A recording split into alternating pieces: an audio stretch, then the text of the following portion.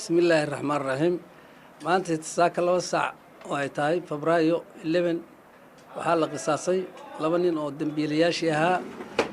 oo Cabdifataax Cabdiraxmaan Warsame iyo Cabdishakuur Maxamed Dige baa la qisaasay maanta aad iyo aad baan anaana qisaastay waan ku faraxsanahay ninkii saddexaad maadaama saddex nin oo xukuumanayeen dilkana maanta lagu wada furiyahay maxaa dib u dhigay ninkii saddexaad waxaa dib u dhigay 10 cisho dib loo dhigay waana dambiilo ahaa codsi baa jiray xagga maartay dadka ah iyo annaka waana 10 waana la hubinayaa 10 cisho